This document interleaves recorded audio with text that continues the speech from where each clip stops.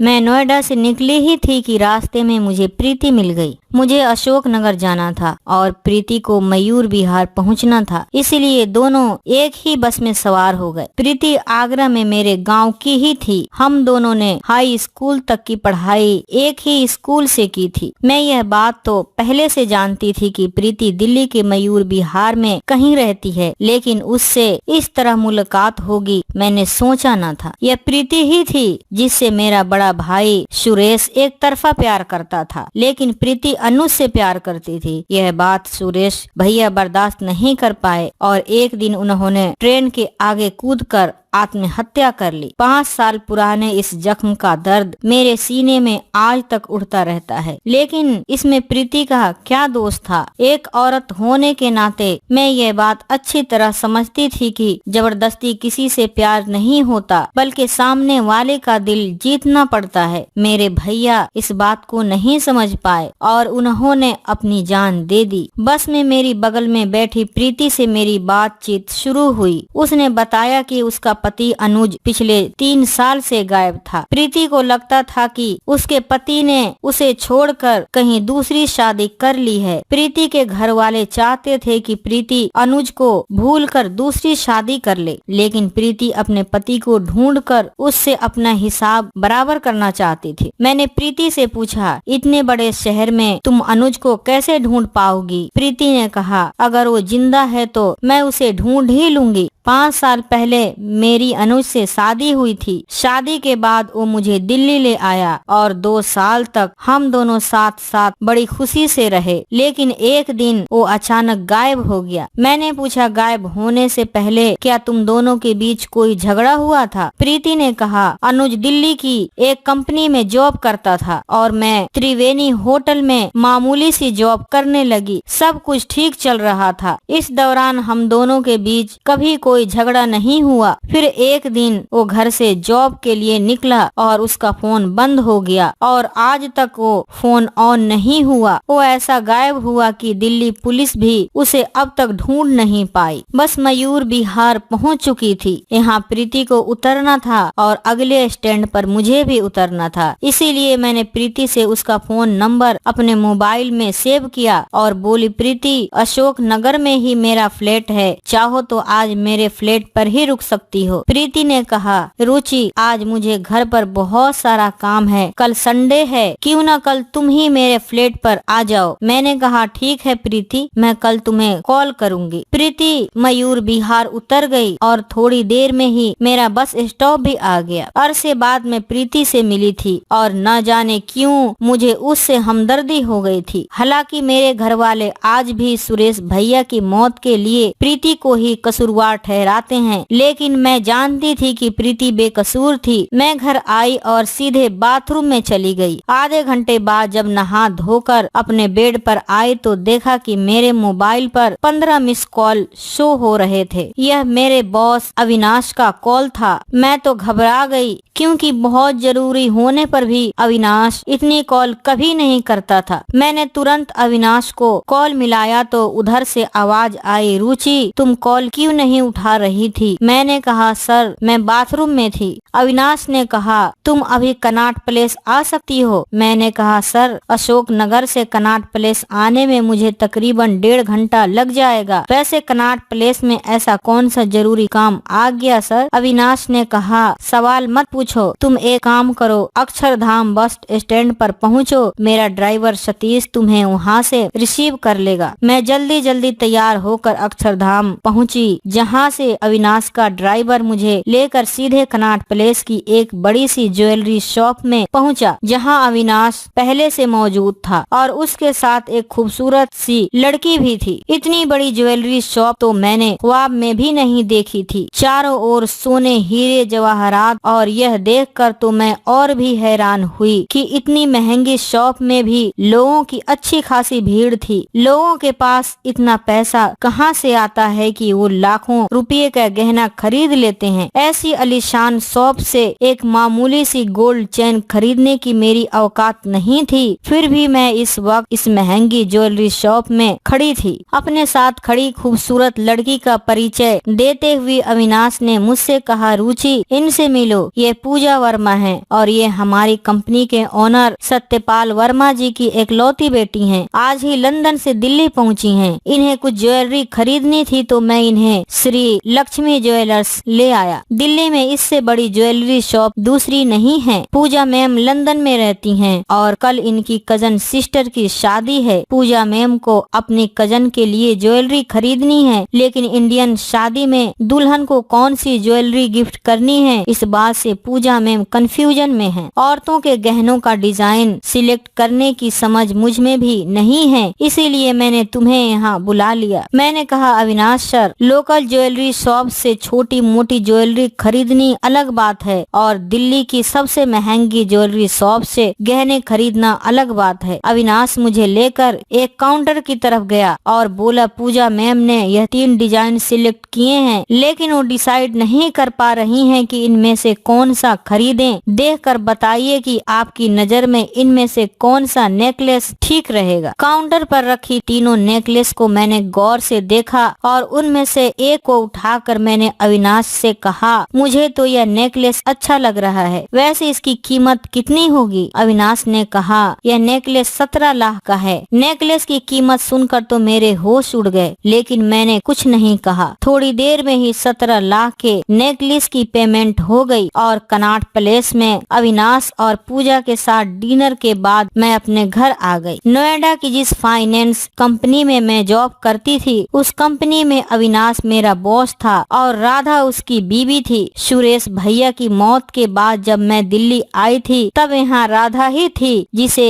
मैं जानती थी। राधा मेरे गांव के सरपंच अमरनाथ जी की बेटी थी। 5 साल पहले राधा की शादी अविनाश से हो गई। अविनाश नोएडा की एक बड़ी फाइनेंस कंपनी में अच्छी पोस्ट पर था। नोएडा में अविनाश ने अपना फार्म हाउस खरीद लिया था। अविनाश से शादी के बाद राधा अपने पति के साथ नोएडा के फार्म हाउस में रहने लगी थी। जब भैया की मौत हुई थी, तब राधा मेरे गांव आई हुई थी और उसी ने मुझसे कहा था कि अगर मैं दिल्ली आ जाऊं तो वो अपने पति से कहकर मेरी जॉब लगवा देगी। राधा के कहने पर ही मैं दिल्ली पहुंची और राधा ने अपना वादा पूरा किया। अविनाश की कंपनी में मेरी जॉब लग गई और तब से मैं अविनाश के साथ नोएडा में जॉब कर रही थी। लेकिन आज अविनाश की हरकत मैं समझ नहीं पा रही थी। कंपनी की मालिक की एकलौती बेटी पूजा को नेकलेस खरीदना था तो वो अविनाश के साथ क्यों गई? क्या दिल्ली में पूजा की कोई सहेली या रिश्तेदार नहीं थे जो उसके साथ कनॉट प्लेस जाते? और अविनाश ने ज्वेलरी को सिलेक्ट करने की खातिर मुझे ही क्यों बुलाया? इस काम के लिए वो अपनी बीवी राधा को साथ ले जा सकता था। यह सब सोचती हुई मैं बिस्तर पर लेट गई। अगली सुबह उठते ही मैंने प्रीति को कॉल किया और प्रीति ने मुझे अपना लोकेशन भेज दिया। प्रीति का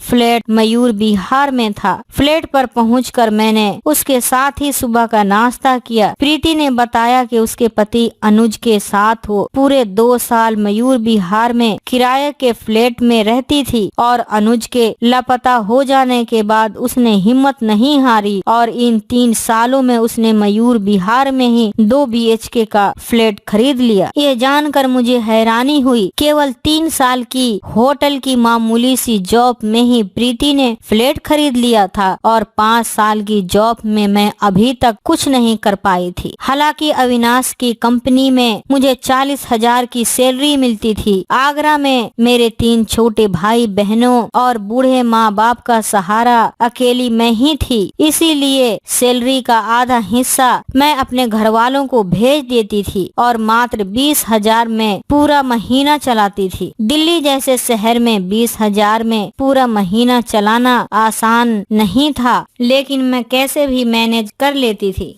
मैं प्रीति के फ्लैट पर उसके साथ नाश्ता कर रही थी। तभी प्रीति बोली, नोएडा के अट्टा मार्केट में मेरी एक छोटी सी ज्वेलरी शॉप है जिसे मेरी छोटी बहन निधि संभालती है। मैं जब भी छुट्टी पर होती हूँ उसके पास चली जाती हूँ। कल मैं निधि के पास से मयूर बिहार के लिए निकली थी कि संयोग से मुझे तुम मिल गई थी। मैंने कहा, तुम्हारी छोटी बहन निधि कहाँ रहती है? प्रीति ने कहा, मयूर बिहार से अट्टा मार्केट तक पहुंचने में निधि को मुश्किल होती थी, इसीलिए वो वहीं पास की एक सोसाइटी में रेंट पर रहती है। मैंने पूछा, क्या निधि की शादी हो चुकी है? प्रीति ने कहा, अट्टा मार्केट में मुझे ज्वेलरी शॉप खोलना था, लेकिन मैं त्रिवेणी होटल की नौकरी छोड़ना नहीं चाहती थी। ज्वेलरी शॉप संभालने के लिए मैंने निधि को आगरा से मयूर विहार बुला लिया और अट्टा मार्केट में उसे एक शॉप खरीद कर दे दी ताकि वो भी अपने पैरों पर खड़ी हो सके। निधि दिल्ली आई और उसके कुछ समय बाद ही अनुज गायब हो गया। मैं शाम तक प्रीति के साथ उसके फ्लैट पर ही रही और फिर अशोक नगर लौट आई। प्रीति से मिलने के बाद 5 साल पहले की यादें ताजा हो गई। सुरेश भैया अचानक घर से गायब हो गए थे। उनका फोन बंद था और हम सभी उन्हें लेकर चिंता में थे। अगले दिन पुलिस को आगरा जंक्शन से 5 किलोमीटर दूर सुरेश भैया की लाश रेलवे ट्रैक के किनारे मिली। जिस जगह से भैया की कटी हुई लाश मिली थी, करीब ही एक जहरीला सांप भी कई टुकड़ों में मिला था। ऐसा लगता था कि ट्रैक पर चलते हुए भैया के पीछे सांप पड़ गया होगा और घबराहट में वो तेज स्पीड से आती ट्रेन को न देख पाए होंगे। घर में मातम का माहौल था। मेरे माँ बाप के लिए जवान बेटे की मौत का सदमा बर्दाश्त कर पाना बेहद मुश्किल था। दोपहर तक सुरेश का पोस्टमार्टम हो गया और शाम तक उसका अंतिम संस्कार कर दिया गया। पुलिस को शक था कि सुरेश की मौत एक एक्सीडेंट थी। वो सांप के डर से ट्रेन की चपेट में आकर मर गया होगा। भैया की लाश जिस जगह से मिली थी, करीब ही प्रीति का घर था। इसीलिए मेरे घर वालों को लगता था कि सुरेश ने प्रीति के चक्कर में आत्महत्या की है या किसी ने उसकी हत्या की है, लेकिन मैं ऐसा नहीं मानती थी। आखिर सुरेश भैया की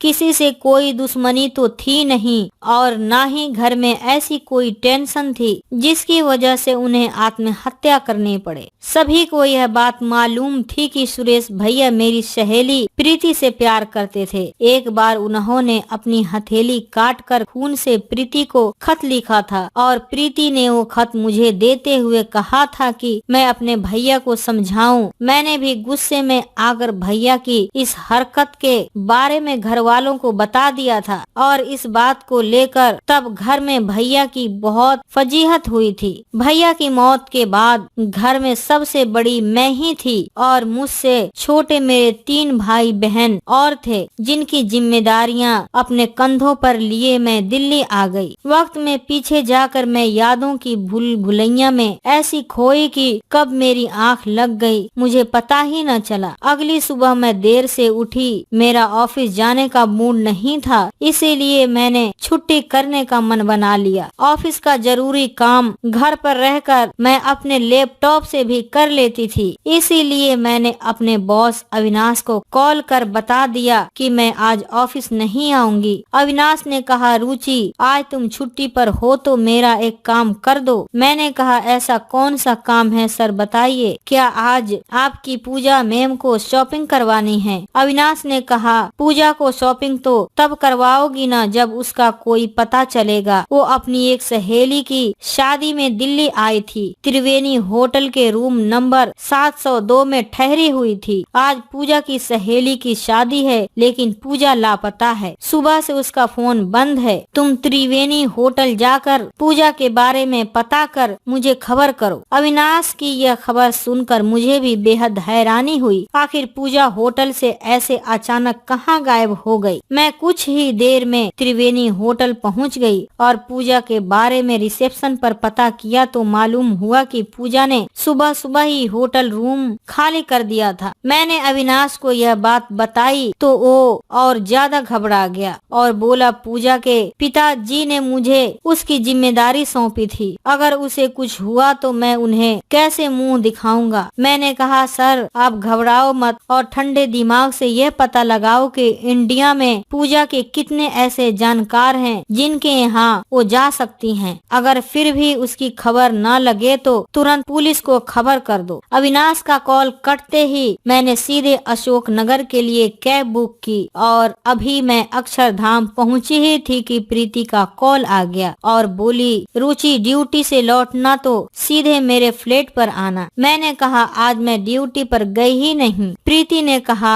ड्यूटी नहीं गई तो तुरंत मेरे घर आओ। मैं 10 मिनट में ही मयूर विहार में प्रीति के घर पर पहुंच गई। मैंने कहा इतनी भी क्या जल्दी थी प्रीति, क्या अनुज का पता चल गया? प्रीति ने कहा मेरी बहन निधि सुबह से गायब है, उसका फोन भी बंद है। मैंने अपने तमाम रिश्तेदारों से उसकी खबर ली लेकिन निधि का कोई पता नहीं चला। अब तुम मेरे साथ पुलिस स्टेशन चलो, निधि की गुमशुदगी की रिपोर्ट दर्ज करवानी है। पूजा भी सुबह से गायब थी और इधर निधि भी सुबह से लापता थी। दोनों के इस तरह अचानक गुमशुदा होने में कहीं कोई कनेक्शन तो नहीं था। मैंने पूजा के गुम होने वाली बात प्रीति को बताई तो वो बोली देखो रुचि, पूजा कौन है मैं नहीं जानती, मुझे तो मेरी बहन की चिंता है। तुम मेरे साथ अभी थाने चलोगी या नहीं? मैंने कहा प्रीति इतना घबराने की कोई जरूरत नहीं है, निधि शहर की लड़की है, उसके साथ कोई अनहोनी होने की बात मन से निकाल दो। हम लोग शाम तक थाने चलकर रिपोर्ट दर्ज करवा देंगे। इतना कहकर मैंने अपने बॉस अविनाश को फोन लगाकर निधि के गायब होने की बात बताई और उन्हें प्रीति का लोकेशन सेंड कर दिया। दोपहर के 2 बज रहे थे और मैं प्रीति के घर में बैठी अविनाश के आने का इंतजार कर रही थी। तभी अविनाश की बीवी राधा का कॉल आया। वो बोली रुचि तुम कहाँ हो? मैंने कहा दीदी मैं तो आज छुट्टी पर हूँ और कहीं नहीं गई, घर पर ही हूँ। राधा ने कहा मैं आधे घंटे में तुम्हारे फ्लैट पर पहुँच रही हूँ। राधा का फोन कटते ही मैं घबरा गई क्योंकि मैंने तो उनसे झूठ बोला था कि मैं घर पर हूँ और राधा जी कभी मेरे फ्लैट पर इस तरह नहीं आती थी। लेकिन आज ऐसी क्या बात हो गई जो अचानक वो अशोक नगर मेरे फ्लैट पर आ रही हैं। कोई जरूरी काम होने पर राधा जी मुझे कॉल कर बताती थी लेकिन आज वो खुद मेरे फ्लैट पर क्यों आ रही हैं? मैं यह बात समझ ही नहीं पा रही थी। राधा जी का फोन कटते ही मैंने तुरंत अविनाश को फोन लगा दिया और उन्हें पूरी बात बता दी। वो बोला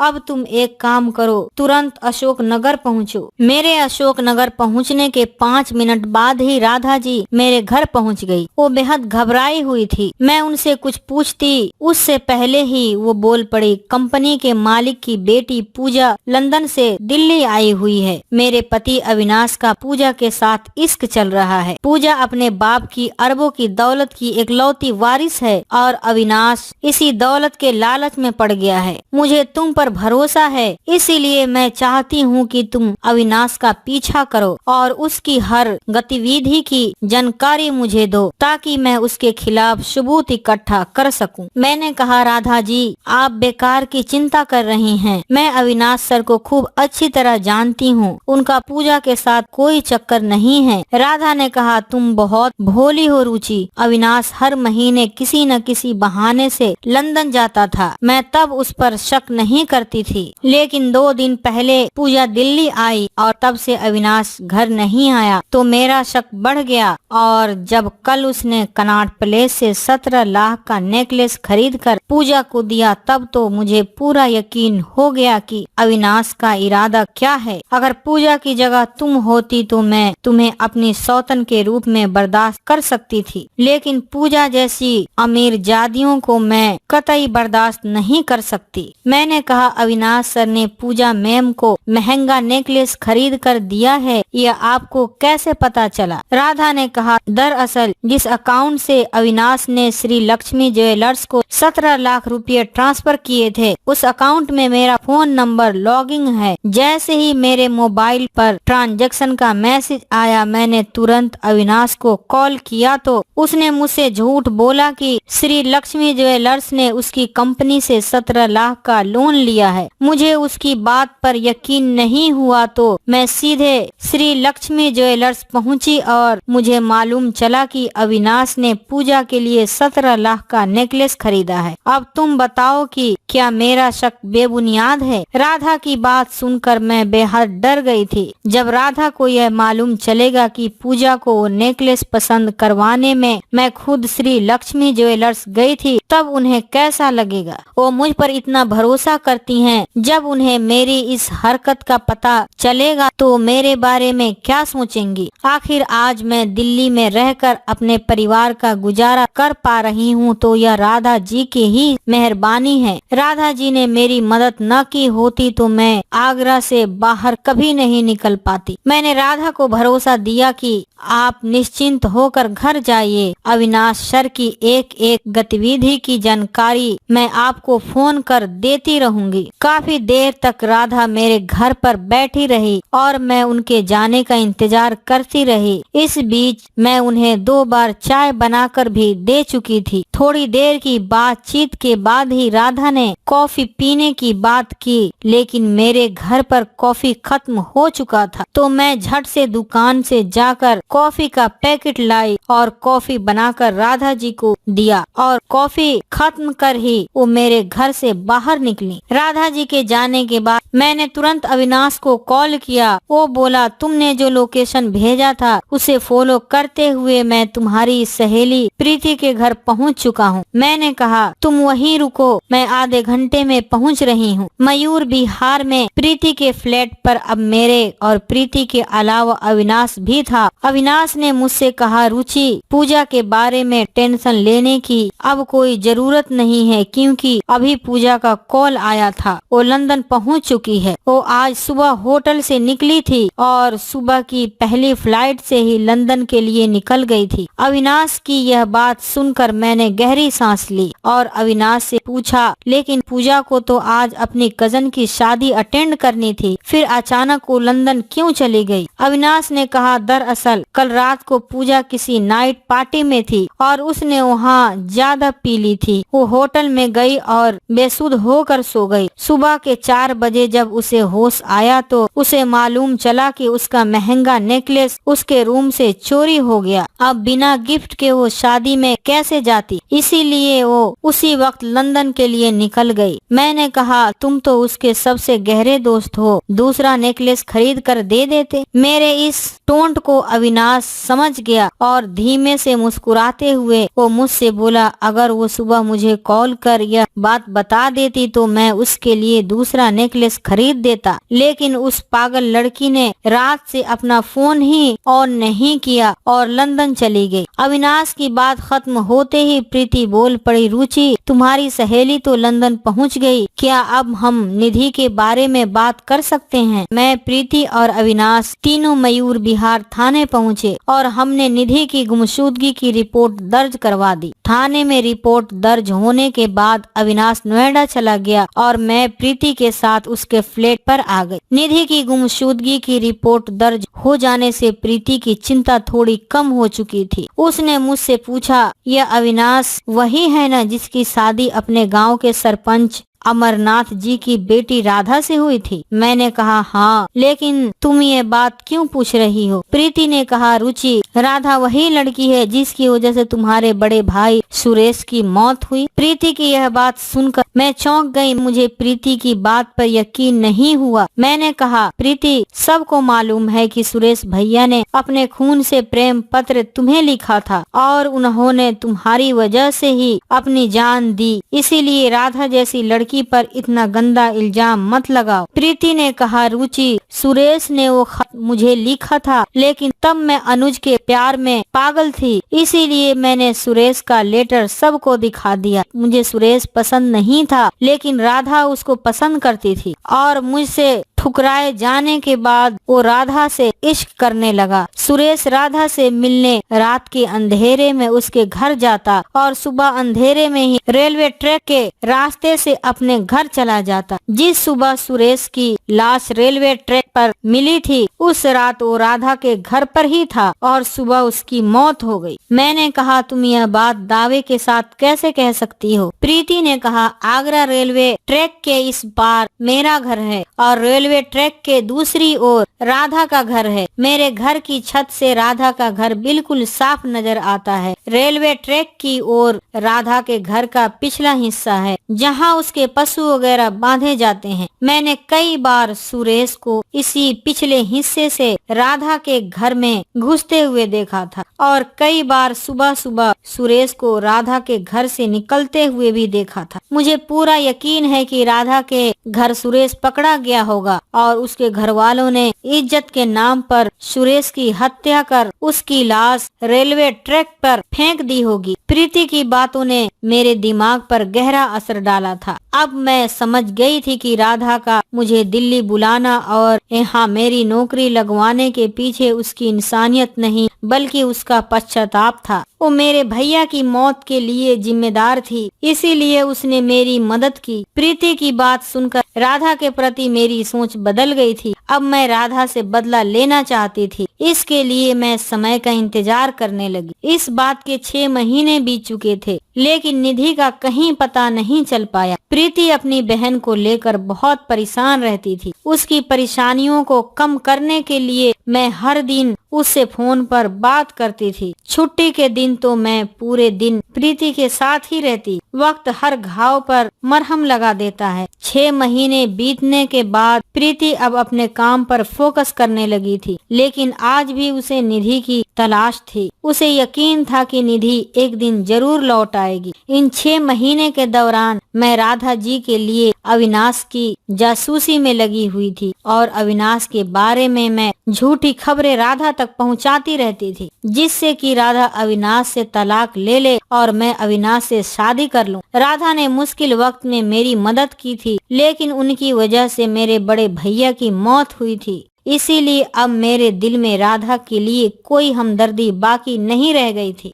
राधा की असलियत जानकर मैं अविनाश के करीब जाने की कोशिशों में लग गई थी और मेरी यह कोशिश रंग लाई। अविनाश भी मुझे पसंद करने लगा था और फिर मैंने भी अविनाश को अपना बनाने में देर नहीं की और एक दिन मैंने उसे अपने फ्लैट पर बुला लिया। हम दोनों के बीच के रिश्ते बदल चुके थे। अब मैं खुद को अविनाश की दूसरी बीवी मानने लगी थी। इन 6 महीनों में अविनाश कई बार मेरे फ्लैट पर आया और जब भी वो मेरे पास आता मैं उसकी बाहों में खो जाती। एक दिन मैं ऑफिस में ही थी कि अविनाश मेरे केबिन में आया और बोला, रुचि मेरे साथ एक शादी में गुड़गांव चलोगी? मैंने कहा बिल्कुल सर, कब चलना है? अविनाश ने कहा आज शाम ही चलना है। तुम अभी ऑफिस से घर जाओ और शादी में चलने के लिए तैयार होकर मुझे कॉल करो। मैं तुम्हारे फ्लैट पर आ जाऊंगा और वहाँ से हम दोनों शादी में गुड़गांव चल देंगे। अविनाश के साथ कहीं जाने का मौका मैं गंवाना नहीं चाहती थी, बल्कि मैं तो छोटी छोटी वजहें ढूंढती थी जिससे मैं अविनाश के और करीब पहुंच सकूं। गुड़गांव के सबसे महंगे फार्म हाउस में मेहमानों की भीड़ थी। मैं और अविनाश बिल्कुल हस्बैंड वाइफ की तरह लग रहे थे। अविनाश के साथ मेरी जोड़ी जम रही थी। देखने वाले मुझे अविनाश की बीवी ही समझ रहे थे और इस बात से मैं बेहद खुश थी। मेरी नजर दूसरी औरतों के कपड़े और उनके गहनों पर भी बनी हुई थी। मैं अमीर औरतों के सजने संवरने के तौर तरीकों को बारीकी से देख रही थी, क्योंकि अविनाश से शादी के बाद मैं भी इन अमीर औरतों में शामिल होने वाली थी। मैंने खाने की प्लेट उठाई ही थी, सामने मुझे एक खूबसूरत औरत नजर आ गई, जिसके गले में पड़े नेकलेस को देखकर मैं तुरंत पहचान गई। ये वही नेकलेस था जो अविनाश ने श्री लक्ष्मी ज्वेलर्स से पूजा के लिए खरीदा था और उसी रात वो नेकलेस पूजा के होटल रूम से चोरी हो गया था। मैंने अविनाश को यह बात बताई तो वो भी उस नेकलेस को पहचान गया, लेकिन हम दोनों उस औरत को नहीं पहचान पा रहे थे जिसके गले में यह नेकलेस था। मैंने तुरंत प्रीति को कॉल किया और उससे कहा कि वो निधि की फोटो मुझे व्हाट्सएप पर भेजे। व्हाट्सएप पर आई निधि की तस्वीरों को मैंने गौर से देखा तो पहचान गई कि जिस औरत के गले में नेकलेस है वो कोई और नहीं बल्कि प्रीति की छोटी बहन निधि ही है। मैंने प्रीति को पूरी बात बताई और उसे गुड़गांव फार्म हाउस का लोकेशन सेंड कर दिया। 1 घंटे में ही प्रीति अपने कार से गुड़गांव के उस फार्म हाउस में पहुंच गई, जहां मैं और अविनाश उसका बेसब्री से इंतजार कर रहे थे। जैसे ही मैंने नेकलेस वाली औरत की ओर इशारा किया, प्रीति दौड़कर उस औरत के पास पहुंची। वो औरत अकेली नहीं थी, उसके साथ एक आदमी भी था, जिसे देखते ही प्रीति के होश उड़ गए। वो चिल्लाती हुई बोली, अनुज तुम! इतना कहकर वो अनुज को पकड़कर रोने लगी। प्रीति समझ गई थी कि उसका खोया हुआ पति अब उसकी बहन निधि का पति हो चुका है।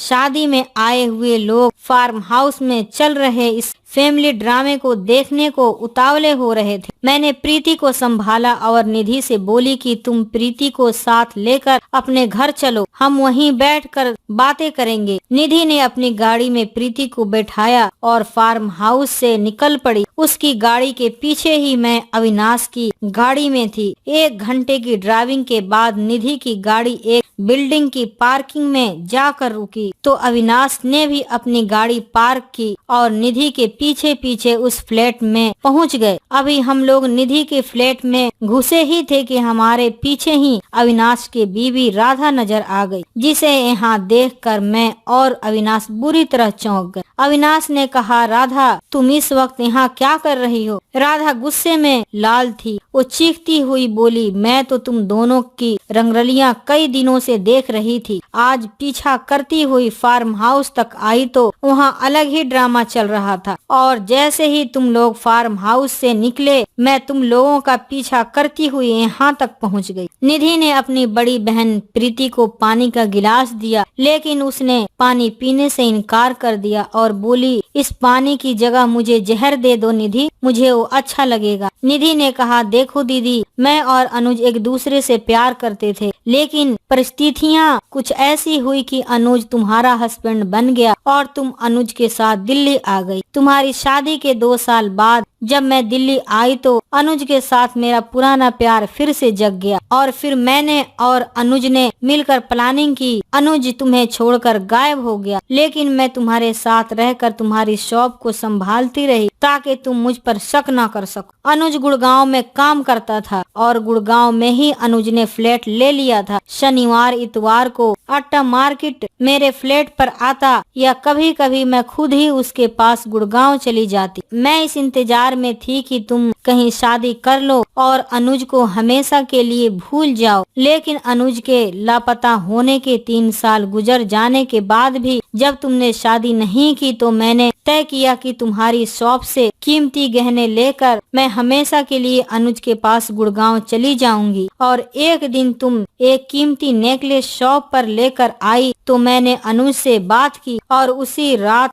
हम दोनों गुड़गांव आकर रहने लगे। निधि की बातें सुनकर वहाँ बैठे सब हैरान थे और मैं इस बात को लेकर हैरान थी कि आखिर प्रीति के पास पूजा का नेकलेस कहाँ से आया। मैंने प्रीति से पूछा, प्रीति, निधि ने इस वक्त जो नेकलेस पहना हुआ है वो पूजा ने खरीदा था, लेकिन यह तुम्हारे पास कहाँ से आया? यह सवाल सुनकर प्रीति का चेहरा शर्म से लाल हो गया। वो कुछ कहती कि निधि ने ही प्रीति की पोल खोल दी। निधि ने कहा, दरअसल प्रीति पिछले 5 साल से त्रिवेणी होटल में रूम क्लीनिंग का काम करती है। उस 5 स्टार होटल में प्रीति दीदी की सैलरी महज 15,000 रुपए ही है और इसी मामूली सैलरी में उसने मयूर विहार में फ्लैट खरीद लिया, गाड़ी खरीदी और अट्टा मार्केट में ज्वेलरी शॉप खरीद ली। दरअसल होटल में रात के वक्त कई लोग बहुत ज्यादा नशे में अपना कीमती सामान कमरे में इधर उधर रख देते हैं और रूम क्लीनिंग के वक्त प्रीति शराब के नशे में धुत लोगों की ज्वेलरी पर हाथ साफ कर देती थी। मैंने प्रीति की ओर देखा और उससे पूछा, पूजा का नेकलेस तुमने कैसे गायब किया? प्रीति ने कहा, उस रात पूजा अकेली नहीं थी बल्कि अविनाश साथ में था। तब मैं अविनाश को पहचानती नहीं थी।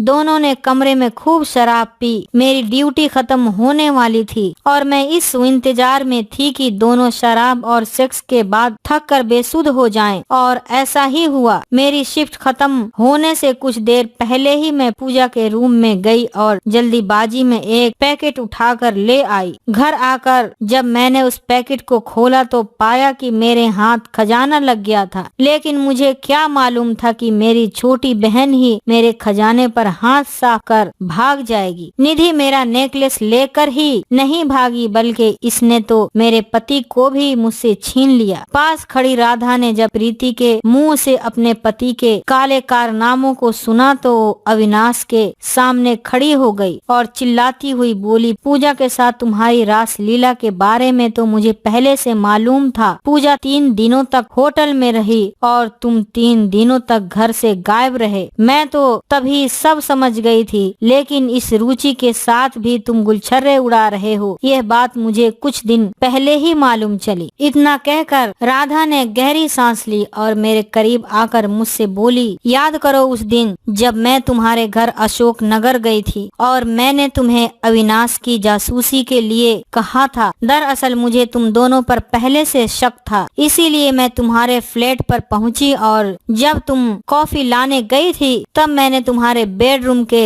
गुलदस्ते में जासूसी कैमरा फिट कर दिया ताकि मैं तुम दोनों की अय्यासियों को अपनी आंखों से देख सकूं। इतना कहते हुए राधा ने अपनी मोबाइल की गैलरी खोली और उसे मेरी ओर करते हुए बोली, ये देखो, केवल 6 महीने में ही 38 बार अविनाश तुम्हारे बेडरूम में आया है और तुम दोनों ने बेडरूम में क्या क्या किया है वो सारे वीडियोज मेरे इस मोबाइल में सुरक्षित रखे हुए हैं। रुचि, मैंने तो तुम्हारी मदद की, फिर तुमने मेरे साथ ऐसा क्यों किया? राधा की बात से मेरे पसीने छूटने शुरू हो चुके थे, लेकिन मैंने खुद को संभाला और बोली, मैंने तुम्हारे साथ ये सब इसीलिए किया क्योंकि तुम ही मेरे भैया की मौत की जिम्मेदार हो और इस बात की गवाह प्रीति भी है। मेरी यह बात सुनकर राधा का सारा गुस्सा खत्म हो गया और वो मेरे करीब आई और बोली, उस रात सुरेश मुझसे मिलने मेरे घर आया था और वो रात को मेरे कमरे में ही था कि मेरे कमरे में एक जहरीला सांप आ गया और सांप को देखकर मेरी चीख निकल गई। मेरे रूम से मेरी चीख सुनकर मेरे घर वाले जग गए और सुरेश पकड़ा गया।